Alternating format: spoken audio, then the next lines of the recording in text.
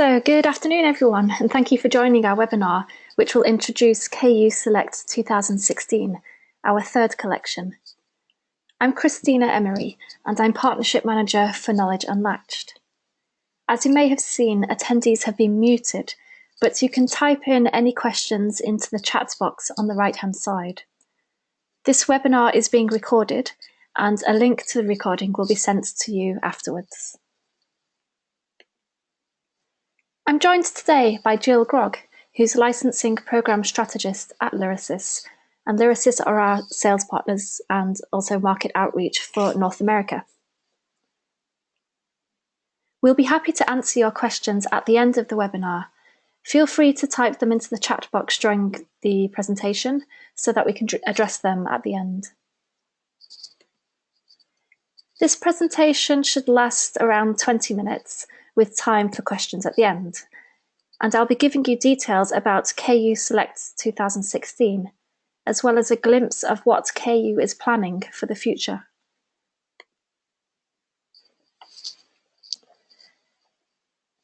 Now, we're just over halfway through the pledging period, but in case you haven't seen the details of the collection, here's a snapshot of how it's formed.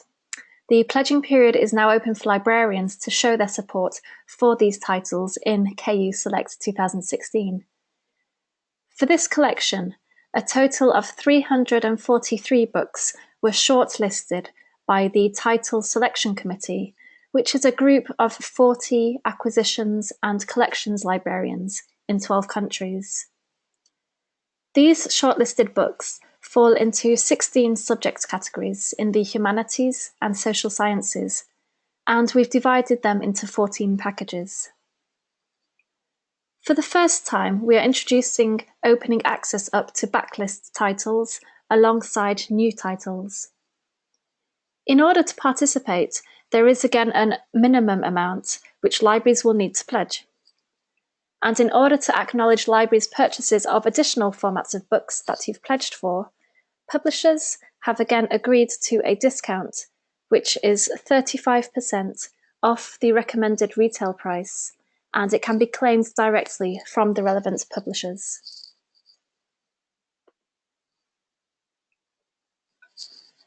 The frontlist collection consists of 147 new titles in the Humanities and Social Sciences. These titles are scheduled to be published between November 2016 and April 2017. The pledging price per frontlist title is $55.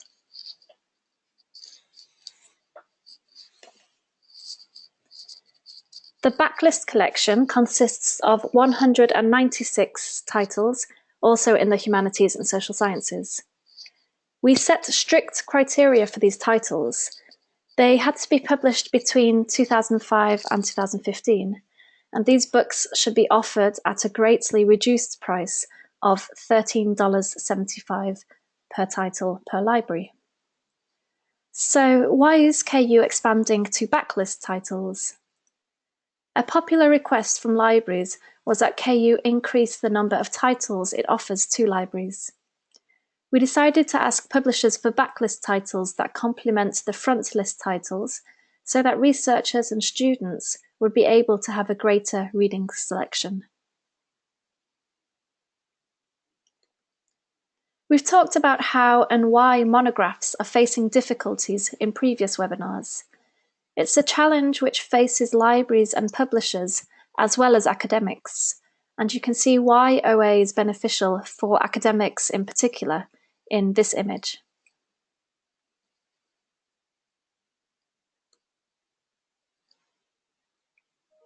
This is where KU comes in. Many libraries are struggling to afford books, as you all know. Authors are finding it harder to get published. And many readers are struggling to gain access to the books that they want, in spite of the possibilities of digital technology. I mentioned the new Backlist Collection.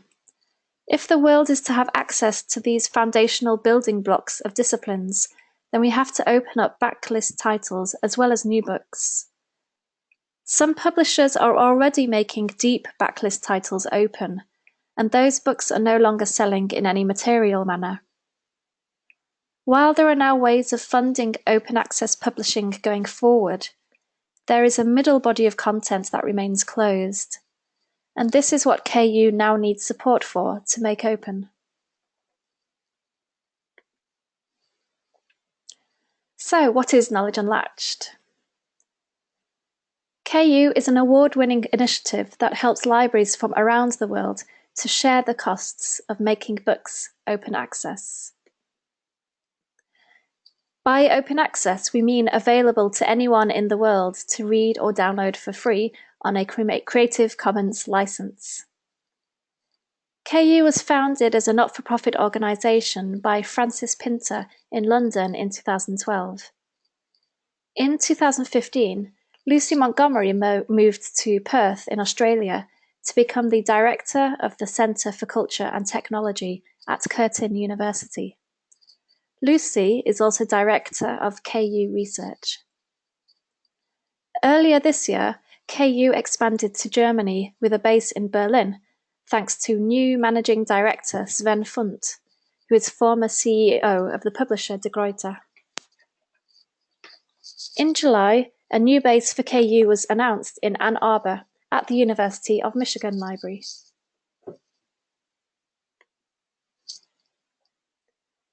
How do libraries from around the world share the costs of making books open access? Publishers are paid a fixed title fee that is split amongst participating libraries. The title fee for new books represents the basic cost of publishing a book. This is much less than the price of a book through conventional channels, as there are fewer intermediaries involved. Of course, backlist unlatching is much less because the publisher has already recovered much of their investment. Making it open access will eat into expected post-publication print sales. Payment of the title fee allows a publisher to feel confident that they will not make a loss on a book if it's made available on an open access license. And as I mentioned before, discounts are available to libraries who purchase additional formats of any of the books that you pledge for with KU. This is how the model works. We ask publishers to submit titles that fulfill our criteria. The Title Selection Committee, made up of acquisitions and collections librarians, votes on the titles. The shortlist is then presented to the wider library community, who then pledge on smaller subject packages within the collection, and this is where we currently are. The next stage is if enough pledges are secured in order to cover the cost of the title fees, then these books will be unlatched. Libraries are then invoiced for their selection, and publishers are paid. Libraries will receive MARC records and their own usage statistics reports. If there aren't enough pledges to cover the title fees, then those packages will not be unlatched, and libraries won't be invoiced for those books.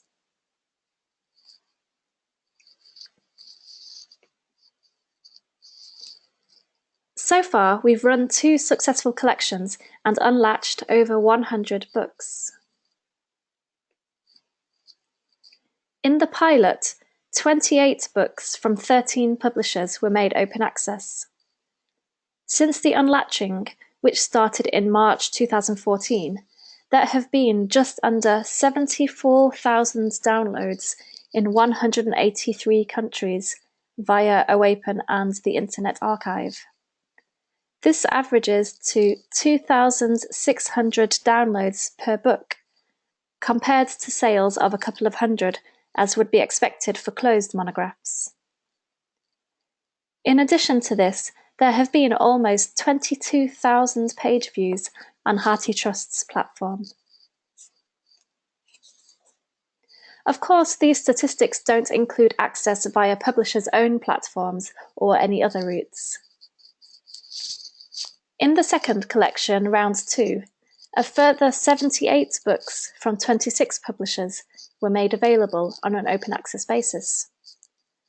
We started to unlatch these books in March 2016, and as they're forthcoming titles, the remaining books will be unlatched upon publication throughout the next couple of months.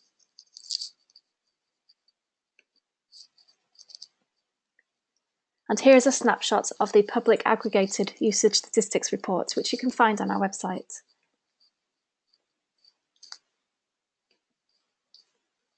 Anyone, anywhere can access unlatched titles by going to our collections website, collections.knowledgeunlatched.org. You'll see a link to either the OAPEN and the HarTrust databases to the right of each title.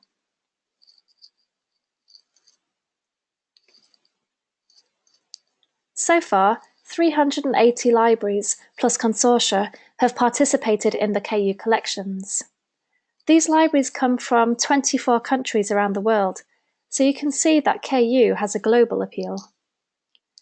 A list of all of these libraries can be found on our website. There are many reasons why libraries participate in our collections, ranging from a general wish to support the open access cause, to using KU as a viable means to fulfill OA mandates in their countries. KU books are also good value for money.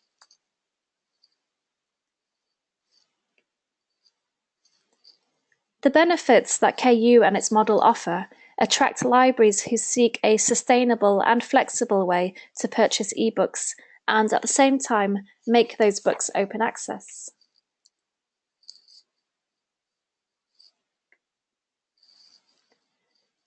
KU asked libraries what would encourage them to participate, and as a result, the model reflects this feedback. Recent suggestions involved more books, more flexibility, and more choice. So KU has expanded its offering, built in a pick and choose option to select titles on an individual basis, and now we allow for early invoicing for libraries who wish to take advantage of their 2016 budget.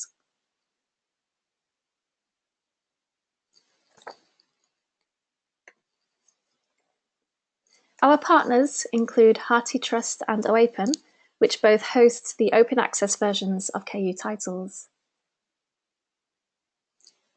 All of our books are preserved by Clocks and Portico. We now have increased support for handling sign-ups and invoicing. As I mentioned earlier, we're working again together with LYRASIS in North America and also JISC collections in the UK, as in previous rounds. New partners are Castellini Libri, Carga Libri, and Schweitzer, who are joining us in various countries around the world. But let's focus in again on KU Select 2016. Here is the list of the 54 publishers who are participating in the new collection. They range from university presses to commercial as well as open access publishers and come from 5 continents: Africa, Asia, Australia, Europe, and North America. You can find this list in the FAQs and in the title list spreadsheets, which are on our website. I'll give you the link at the end. For those of you who know the last collection, round 2, here's a brief summary of how KU has expanded since then.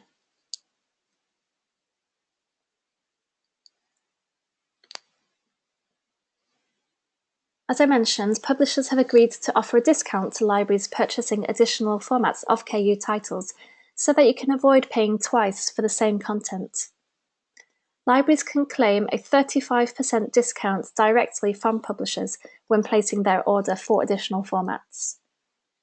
KU also encourages publishers to include a reference to the KU open access version to enable libraries to make informed decisions about additional format purchases.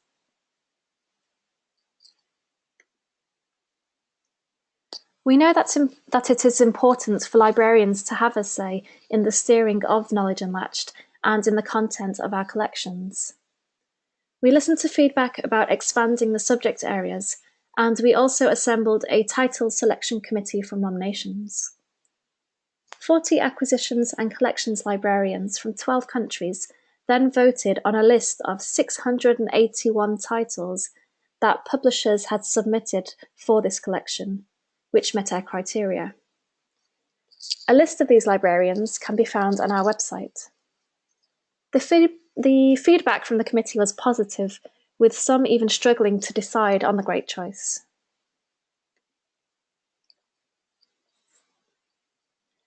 Although I mentioned some figures in the snapshot slide at the beginning, here are some more details. Front list titles cost $55 per library to unlatch, and backlist titles cost $13.75.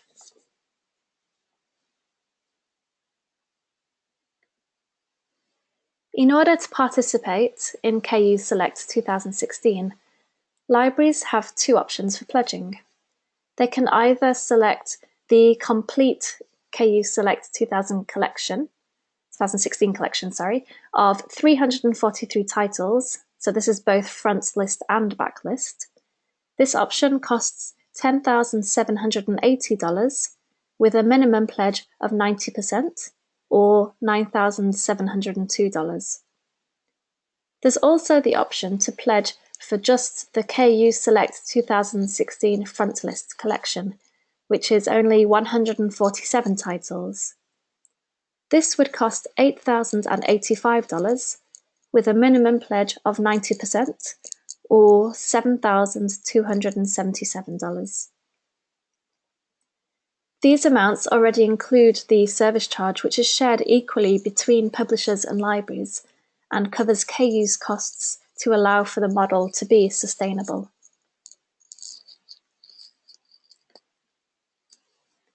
The pledging period is open until the 31st of January 2017. Libraries should create an account for the library portal at app.knowledgeunlatched.org. You'll be able to view the collection, read about the books, and place your pledges.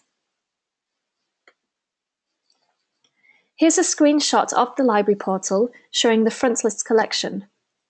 You can see the list of packages, how many titles you have pledged for in each package, and at the top, the amount of pledges confirmed for that collection.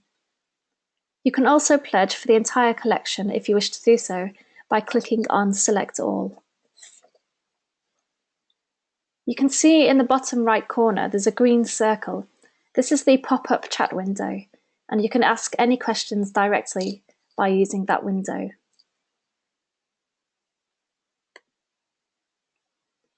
Once you're looking at a package, you can click on any book to read the description. Remember that you can also download the full title and publisher list as an Excel spreadsheet from our website at any time. You can pledge on 3 levels, either by collection or by package, by clicking the relevant Select All buttons. Alternatively, you can select individual titles on the right-hand side. You can also delete pledges and edit your choices until the end of the pledging period, even if you've confirmed your choice. For further details, you can download our step-by-step guide to pledging, which is also available on our website. The pledging period will end on the 31st of January 2017, and KU will then assess the pledges it has received to see if the collection or if individual packages can be unlatched. Libraries will be informed of the outcome in February, and then KU will start to unlatch the titles. You'll receive your invoices in February, and then publishers can be paid. So what's next for KU?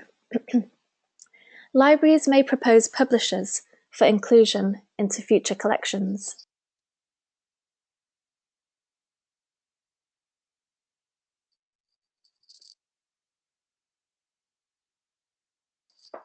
KU is planning to expand to Humanities and Social Sciences journals from 2018. And of course, KU will continue its research work in usage and other metrics.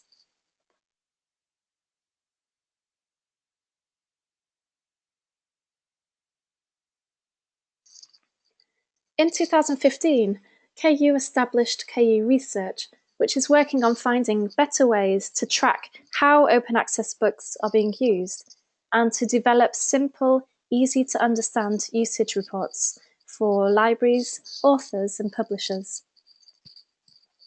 Lucy Montgomery, together with PhD researcher Alkeem Azaigan at Curtin University, are leading the research. They found a way to provide libraries with counter-compliant individual usage statistics for their own institutions, and these reports are now available for participating libraries who took part in the pilot collection. Statistics for the Round 2 and KU Select 2016 collections will be available from 2017. Here's a preview of what the institutional usage statistics reports look like. Libraries which participated in the pilot should log in to the KU Library portal, where you can download your reports from the Analytics section.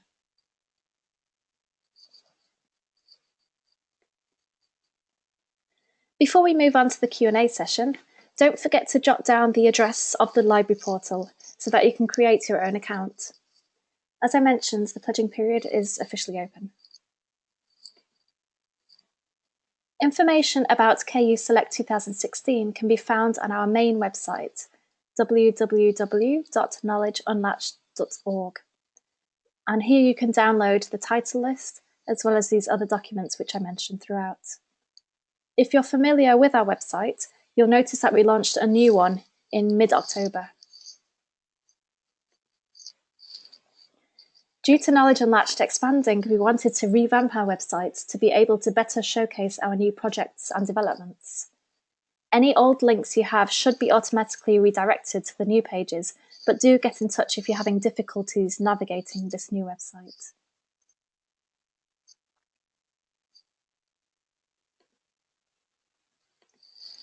I'm now going to try and switch to our live website. Let's see if this works.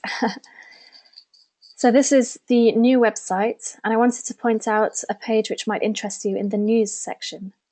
So if you click on news and then the top news story, you can see a list of all the libraries that have pledged so far for KU Select 2016. So far there are 78 supporting institutions, and they're listed here, I think, by date of pledging.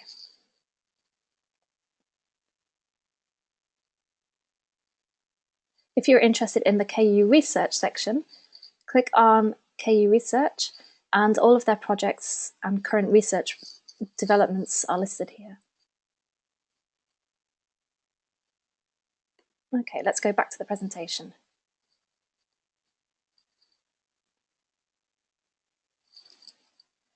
We regularly use Twitter, Facebook, and LinkedIn, so please do connect with us on social media. Okay, thanks for listening to this presentation today. I'd suggest now that we move on to the question and answer session. I will turn on my webcam, and Jill Grogg from LYRASIS is kindly going to join us to help answer questions. Hang on a sec. So there we go. Hi everybody, hopefully you can see me.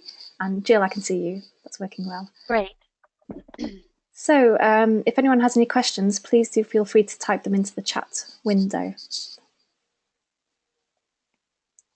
Something I should mention is that if you're using our library portal and you want to ask us any questions, all of your questions from North America will be fielded automatically to LYRASIS, actually.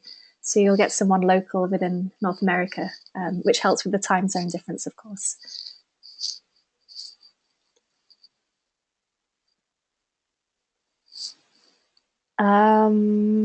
Something else I can perhaps point out from our website while we're waiting for the questions to come in are that there's a list of author interviews that's been published on our website. These are authors who participated in the pilot and also in round 2. So you can read their opinions on open access and also on their experience with Knowledge Unlatched, both before and after they participated, to see how the open access conversion of their book helped. If you go to news and then select the interviews filter, you can see this list of interviews. Okay, we have a question here. I'm being asked if there are any ongoing annual costs involved after the initial pledge. No, so this is a one-off selection. It's a one-off invoice, which LYRASIS is handling for North America.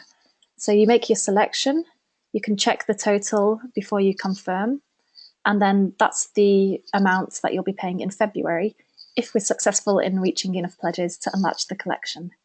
Then there's no further costs. So you can then, with the next collection, decide if you want to participate again or not. Anything further to add there, Jill? No, that's great. Okay, just chime in whenever. And we're happy to invoice when you need it as well. So if you needed it prior to the end of the pledging period, due to your budgetary situation, we're delighted to work with you to make that happen. Great. There's a question here. Even if you're not a sponsoring library, if a book becomes unlatched, a library could then include it in its online catalogue with a link. That's correct. So that's the nature of open access. If we do manage to get enough pledges to unlatch the collection or the packages, then these books will be freely available on OAPEN and HartiTrust, and the MARC records are available for download from our website as well, and the links will be in the MARC records. So the question perhaps you're wondering now is, well, why should I support Knowledge Unlatched if I can get these books for free anyway, right? Well, firstly, there is no guarantee that we'll actually raise enough pledges. Every pledge really does count, and we always give a little cheer in the office when we see a new one. It's quite lively sometimes. But secondly, the benefits of participating through KU is that you'll receive your own IP-based institutional usage statistics report. So you can justify your spending, you can check and see, are these books being used, are they of any interest? And also KU Research, who I mentioned earlier, they are developing also geolocational reports, because some university libraries also they have the mandate, they need to serve their wider community, not just the students through their IP addresses. So this will help capture those downloads, and also it will capture downloads of students who perhaps go home and read the books at home, download them there, rather than through the proxy server or the university's IP address.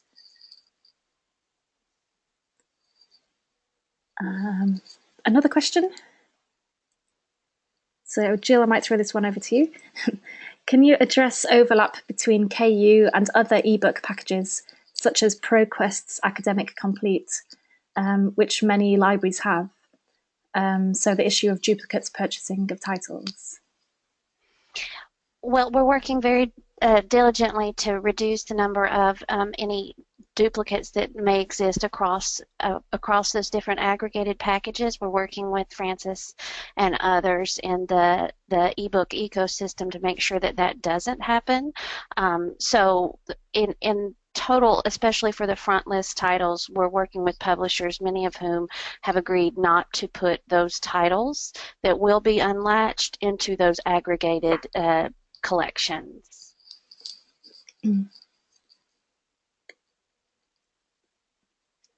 Great. Thank you, Jill. Sorry, I'm just reading. There's quite a few more questions now coming. Again, Jill, this will be a question for you.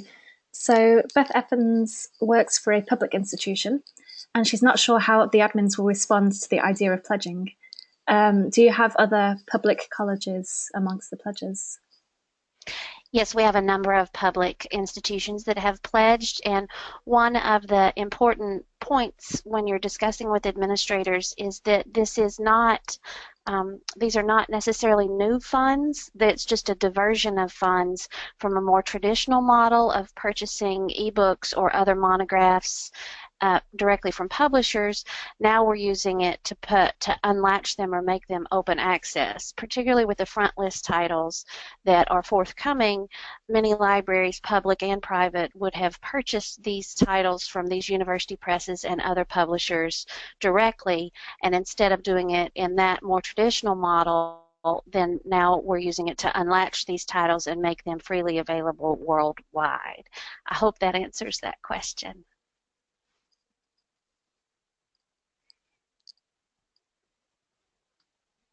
She says thank you, so yes. And good luck, yes, indeed. Good luck with your administration. Thank you.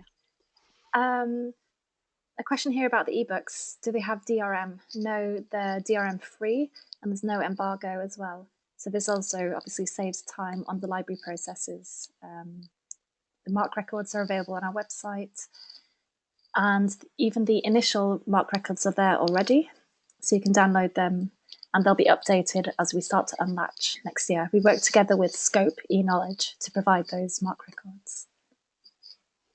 And one of the really big benefits of open access isn't just that the book is freely available. It works much better because there's no DRM or other sorts of restrictions across the e-resource landscape. So things like link resolvers and other tools, discovery systems that libraries use, open access works very well with these tools, again, because there are none of those types of restrictions or DRM.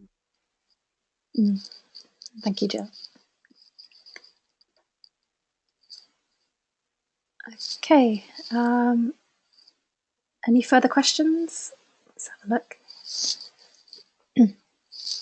I also wanted to mention, Christina, that LYRASIS is sending out to a number of listservs today, as well as to our membership via our LYR Offers listserv about a KU research project, the Scalability of Open Access Survey, that we're inviting all academic institutions to participate in. That's a partnership project between the University of Michigan and KU Research. So I encourage people to look for those emails. They'll be on ARL listservs, ICALC, and others, as well as to our membership. So we're encouraging people to participate in that KU Research survey about the scalability of open access.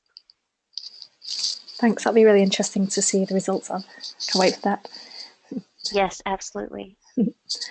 Okay, well, I think I'll stop there. Thanks everybody for your time today, and feel free to send us an email if you have any further questions, or if you can suggest any improvements to the webinar, or if there's anything you want to find on our website, we'd be more than happy to help out. And as I mentioned, I'll send you a link to the recording after the webinar today. Thank you very much. Thank you, Christina. Thanks, Jill. Bye. Bye.